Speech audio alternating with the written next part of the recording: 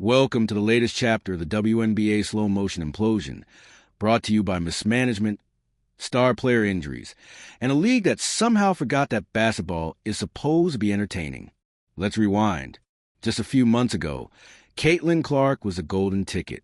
The rookie phenom from Iowa had set the entire sports world on fire with her three-point shooting, swagger, and record-breaking college run. When she entered the WNBA, the buzz was unreal. Suddenly, arenas were selling out, merch was flying off shelves, and ESPN actually remembered the league existed. But here's the problem. That was the whole plan. If you're here for the real story and not the filtered version, subscribe.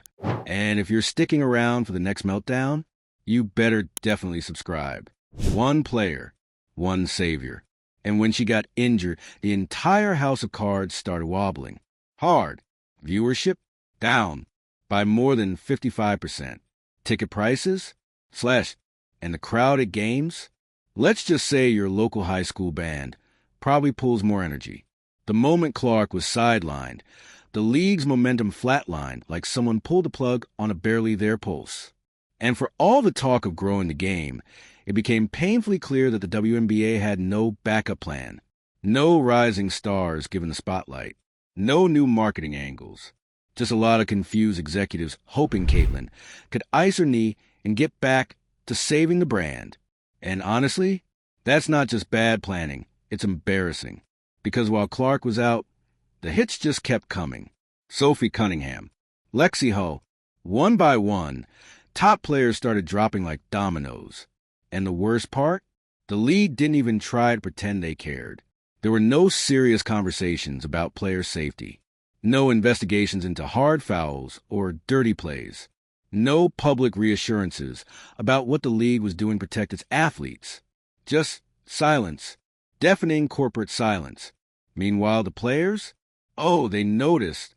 And some of them started talking. On social media. In interviews. Even in press conferences where the air was thick with frustration. They called out the double standards. The lack of respect. The jealousy festering in locker rooms and behind the scenes, especially when it came to Caitlin Clark's fame. Because let's be honest, not everyone was thrilled to see her dominate the headlines. Some of her own peers acted like she hadn't earned it, like she was just a media creation. And that energy, it trickled down, into games, into the officiating, into dangerous plays that left fans and analysts alike asking, is this really just basketball? The vibe around the league turned toxic fast, and fans felt it. You had people who tuned in for Caitlin Clark, who want to support women's basketball, who now felt alienated by a league that couldn't even pretend to protect its stars. And then came that night, an arena that was supposed to be packed, barely half full, a flat performance, players dragging themselves through quarters that felt more like chores than competition. And in the middle of it all, the commissioner herself, visibly frustrated, looking around like she couldn't believe this was where things had landed.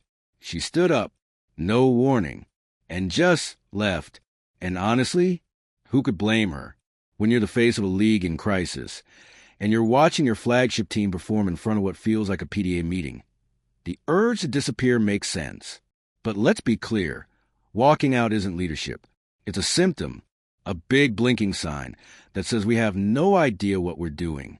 Because here's the real tea. Caitlin Clark shouldn't be the story. She should be part of the story. One of many. But instead, the WNBA tied its entire identity to her hype. And now that hype is limping off the court in a compression sleeve. And in her absence, we're left with a league that doesn't know how to keep the lights on without her. It's not just the injuries. It's the inability to pivot. The refusal to address hostile play. The bizarre officiating that seems allergic to consistency, and a leadership vacuum that's become impossible to ignore. The players are talking. The fans are angry. The arenas are empty. The commissioner is storming out. At what point do we call this what it is? A crisis. And while we're on the topic of bad vibes, let's talk award season. You'd think this would be a moment to shine a spotlight on resilience, skill, and leadership. But instead, we're headed straight for a mess of snubs, politics, and passive-aggressive speeches. Fans are already predicting it. Some MVP candidates are racking up numbers but losing games. Others are carrying struggling teams with zero recognition. The Caitlin Clark factor looms here, too. Will she be iced out entirely because of her injury? Or handed a rookie award just to quiet the noise? Either way, the whole thing feels more like a reality show elimination round than a celebration of talent. People are bracing for drama, and not the good kind. The league has reached a tipping point. There are whispers of player boycotts, rumors of internal meetings where top athletes are pushing for accountability. And fans? They're not waiting around. They're tweeting. They're unsubscribing. They're pulling up old highlight reels from 2019 and wondering when things went so sideways. What's wild is that this could have been a renaissance year, a breakout season. But instead, it's turning into a cautionary tale. A league that bet everything on one player, that failed to protect its stars, that ignored the warning signs of a toxic culture, and now finds itself bleeding relevance while its leadership exits stage left. If this was a movie, we'd be entering the third act, the storm before the possible redemption arc. But here's the twist. The script isn't written yet. The players are making noise. The fans still care. The potential? It's there. But unless the league stops treating these problems like PR hiccups and starts addressing the actual rot, this ends in a crash, not a comeback. And honestly, that would be a tragedy. Not just for Caitlin Clark, not just for Cunningham or Hull, but for every young athlete who grew up dreaming of the WNBA being the pinnacle of the game, only to see it unravel under the weight of bad decisions and ego. So, yeah, the commissioner stormed out. Maybe she couldn't face what the league has become. Maybe she needed a moment to collect herself before the press conference spin. Or maybe, just maybe, it was the most honest thing she's done all season. Because sometimes the most powerful thing you can say is nothing at all. If the WNBA wants to survive this moment, it needs more than damage control. It needs soul-searching. It needs transparency. It needs to stop treating its stars like liabilities and start treating them like investments. It needs to admit that a league built around one person was never built to last. And for all the fans still watching, still hoping, still caring, you deserve better than PR statements and choreographed apologies. You deserve a league that respects its players, earns your trust, and knows how to put on a show without needing one player to carry it on her back. So, will they fix it? Or will we be back here next year, talking about a new injury, a new walkout, a new disaster? Drop your predictions in the comments. And if you're just here for the chaos, don't worry, we've got plenty more coming. Subscribe for the next meltdown. The commissioner walking out a nearly empty arena isn't just a PR nightmare. It's a metaphor, a league built on shaky foundations, collapsing under the weight of its own denial. And the silence after that exit? Louder than any buzzer. Now here's where things get even messier. Behind-the-scenes sources, yes, the kind that only talk on background, are whisper about friction at every level of the league. Some players are allegedly frustrated that their careers, their safety, and frankly their relevance are being overshadowed by one media darling. And it's not that Caitlin Clark asked for this. She didn't invent the hype machine. She's just the one stuck inside it. But the resentment? It's real. Some of it from veterans who've put in years without a fraction of the coverage. Others from rookies who were hoping for a breakout season, only to find themselves either ignored or worse, encouraged to go at Clark in games to make a name for themselves. Think about that. You're incentivizing aggression, creating tension, and then acting shocked when elbows fly and ankles roll. There's a thin line between competition and chaos. And lately, the WNBA's been skating right off the edge of it. The footage doesn't lie. Hard fouls that go uncalled. Cheap shots dressed up as defensive intensity. And the officiating? Somewhere between inconsistent and invisible. If refs are supposed to be the adults in the room, then somebody forgot to send them the memo. And as players keep dropping, Clark, Cunningham, Hull, you start to wonder, is this just bad luck? Or is the league's refusal to protect its own talent finally catching up with it? What's wild is that the fans have been screaming this from the sideline for weeks. Every replay that goes viral, every injury slow-mo, every highlight reel that ends with someone face down on the court. People aren't just watching, they're watching with rage.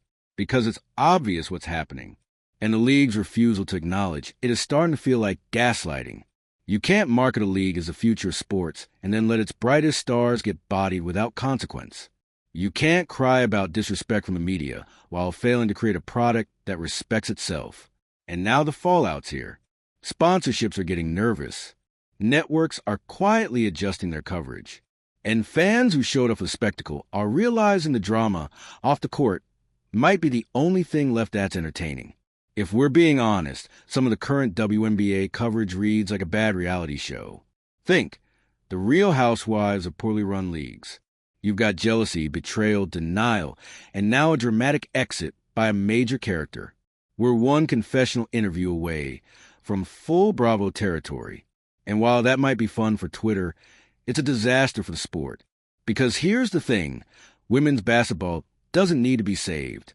It needs to be respected. It needs infrastructure.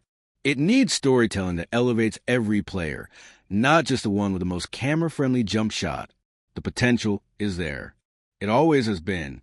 But you can't grow a league by using one person as a bandage for every bleeding wound. And right now, those wounds are wide open. The most painful part? This could have been avoided. Imagine a league where Caitlin Clark wasn't carrying the entire marketing department on her back, where Sophie Cunningham's storylines were front and center, where Lexi Hull was on magazine covers and not in a boot on the sidelines. Imagine leadership that actually led. That didn't let jealousy fester behind locker room doors. That didn't pit players against each other in the name of grit and toughness. That didn't go to media every time a controversy broke out, only to reappear with a stiff statement and a clip art graphic on Instagram. Instead, we've got this bizarre Frankenstein of a season. A league limping toward the playoffs while pretending nothing's wrong, surrounded by players who are either injured, frustrated, or pretending real hard not to be both. The locker room interviews? Awkward. The fan energy? Muted. The vibes? Pure. We need a reset button. And you know what's really going to light the powder keg? Award season. Because there is no scenario where the league can hand out MVP or DPOY or even Rookie of the Year without backlash. It's a lose-lose. If Clark wins anything, people will scream favoritism. If she gets snubbed, the backlash will be just as loud, maybe louder. No one will be happy. And the worst part? It won't feel like celebration. It'll feel like damage control. The awards this year are like throwing a black tie gala in a burning building. You're giving out trophies while the foundation's crumbling beneath your feet. Meanwhile, fan bases are going to war online. Every tweet, every ESPN graphic, every hot take from a talking head gets dissected like it's gospel. Players are subtweeting each other. Reporters are tiptoeing through interviews like they're on a minefield. It's not just a league in crisis. It's a league in freefall. And the clock is ticking. Players are beginning to realize their collective power. The murmurs of reform are getting louder. Some are openly hinting that unless real changes happen, protection, promotion, and respect, they might start exploring other options. Could we see a walkout? A public boycott? Off-season power plays that shake the league to its core? At this point, it wouldn't be shocking. Because when athletes feel unsafe, unsupported, and unheard, they stop playing nice. And if the WNBA's leadership thinks the storm is going to pass without consequences, they've got another thing coming. The choice is simple. Reform or rupture. And that commissioner walkout, that wasn't just a dramatic moment. That was a canary in the coal mine. A signal that even the league's top brass can't pretend everything's okay anymore. You don't walk out of your own product unless you know it's broken. So where does the WNBA go from here? It starts with honesty, with a leadership team that stops treating criticism like betrayal, with referees who call the damn fouls, with media team that knows how to market more than one face, with a commissioner who doesn't dip when things get awkward. It continues with players speaking louder, organizing stronger, and refusing to settle for anything less than what they deserve. Not just airtime, not just award shows. Respect. On the court, in the locker rooms, from the fans, from the league itself. Because here's the real heartbreak in all of this. People want to care. They want to show up. They want to buy the jerseys, watch the games, get invested in the rivalries. But when the league keeps fumbling its biggest opportunities, when it shrinks in the face of every crisis, How are fans supposed to keep believing? How are players supposed to? The ball is in the league's court now. The time for silence is over. The fans are talking. The players are pushing. And the world is watching to see what happens next. Will the WNBA finally evolve into the league it was always meant to be? Or will it let jealousy, mismanagement, and ego send it spiraling into irrelevance? We'll see. But one thing's for sure, nobody's forgetting that commissioner walkout anytime soon. The WNBA is mid-freefall. Fans are side-eyeing the whole operation. And the commissioner just made the most viral exit since someone flipped the table on the Real Housewives. And honestly, it felt like a reality TV moment. All that was missing was a wine glass and a dramatic soundtrack. But this isn't just some petty squabble. It's not just sports being sports or haters gonna hate. This is a league cracking under pressure, exposing its soft spots to the world. And you're watching it play out in real time. Let's get into what's really happening behind the smoke and mirrors. The marketing department is in panic mode. They sold fans a dream. Caitlin Clark, the next face of basketball, the ratings magnet, the savior of women's sports. The problem? When you build your entire empire on one player, you don't just risk a setback if she gets injured, you risk total collapse. And guess what? That's exactly what's happening. Clark misses a few games, and suddenly entire arenas look like someone pulled a fire alarm. Tickets go from gold to Groupon. Viewership tanks like a canceled Netflix show. The merch tables? Deserted. And excuses? Oh, they're flying fast. It's early in the season. Fans will come back. It's just growing pains. No, it's structural failure disguised as a slump. And now everyone's scrambling to rewrite the script. What's even more wild, players like Sophie Cunningham and Lexi Hull were supposed to be next in line, gritty, exciting, marketable. But they're out too. Injuries. Again. And the league's response to all this carnage? Mostly a blank stare and a vague wellness tweet. How are we still here? How is player safety still treated like a luxury, not a necessity? And don't even start with, it's just part of the game. Sure, basketball is physical. But when 3 high-profile players go down in a span of weeks, and the officiating looks like it was pulled from a rec league, you've got a problem. Not a storyline. A liability. Let's talk jealousy for a second. No one wants to say it out loud, but it's thick in the air. Caitlin Clark didn't ask to be the face of the league, but she's wearing that crown whether she likes it or not. And some players? They're not having it. From passive-aggressive post-game comments to mysteriously aggressive defense that borders on targeted bullying, it's clear that resentment is simmering. And the league? They're letting it happen.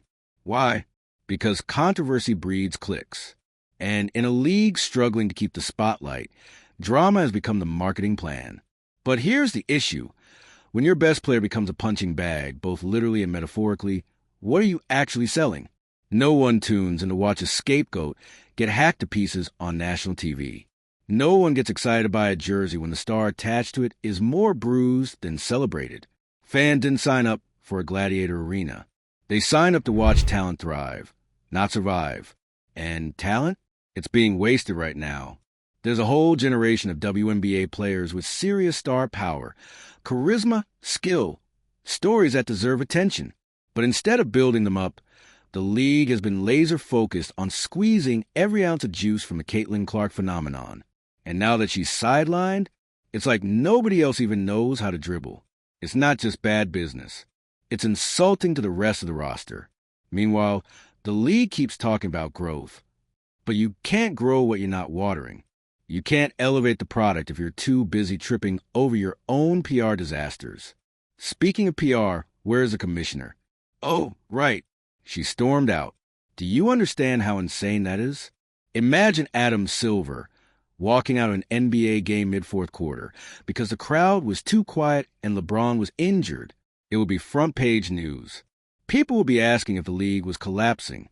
But here, the commissioner quietly ghosts the building, and the league tries to play it off like nothing happened. There's no accountability, no apology, no reassurance to fans. Just a vibe shift, and not in a good way. And the timing couldn't be worse, because award season is right there, hovering on a calendar like a bad sequel no one asked for. This is supposed to be the moment where the league celebrates excellence. Instead, it's going to turn into a political battlefield. Every trophy handed out is going to be scrutinized. Every snub will spark another controversy. And every speech will feel like a hostage video with a smile. No one trusts the system right now. Fans are already predicting who'll be unfairly passed over, who'll be hyped beyond their performance, and who'll be conveniently forgotten. And here's a question no one wants to ask. Does anyone even want to win right now? What's the point of an MVP title if the league behind it is falling apart? What is most valuable even mean in a system that doesn't protect its players, doesn't reward growth, and doesn't know how to tell a coherent story? We're not watching basketball anymore. We're watching a car crash in slow motion. And look, the WNBA has so much potential. That's what makes this so frustrating. The fans are loyal. The talent is deep. The stories are there. But the execution? Unbearable. When you have fans begging the league to just act like they care, that's not drama. That's dysfunction. And here's the kicker. This could have been the breakout year. This was the perfect storm of opportunity. A generational rookie, mainstream media attention, new viewers ready to fall in love with the game. Instead, what did the league do? They overhyped one player, ignored the others, failed to protect any of them, and then pretended like injuries and toxicity weren't red flags, but just narrative bumps. Let me be clear, this isn't a bump. It's a full-on sinkhole. And unless the league takes a long, hard look in the mirror, they're going to lose more than just ticket sales. They're going to lose trust from fans, from players, from future stars watching from college, wondering if this league is even worth the leap. That's the scariest part. The WNBA isn't just risking this season. They're jeopardizing the next generation. The young hoopers watching all of this unfold. The ones wondering if they'll get support, recognition, protection. Or if they'll just be another name on a jersey that sells for a week before being forgotten when the hype shifts. This moment, it's bigger than Caitlin Clark. Bigger than one commissioner's tantrum exit. It's a turning point. And if the WNBA doesn't pivot, doesn't own its failures and rebuild the trust it's burned, then the future of women's basketball might be built somewhere else, in other leagues, in new formats, maybe even by the players themselves. Because here's the secret they don't want you to think about. The players hold the power. Always have. Always will. And if they decide they're done carrying a broken system on their shoulders, game over. So, yeah, keep pretending it's just a tough season. Keep dodging questions. Keep handing out awards like it's business as usual. But know this, fans see it. Players feel it. And the clock is ticking. We're not just watching a season unfold. We're watching history get rewritten. And the only question left is, who's going to stick around to finish the story? If you made it this far, I know you've got thoughts. So light up the comments. What should the league do next? Is it fixable? Or are we watching the beginning of the end?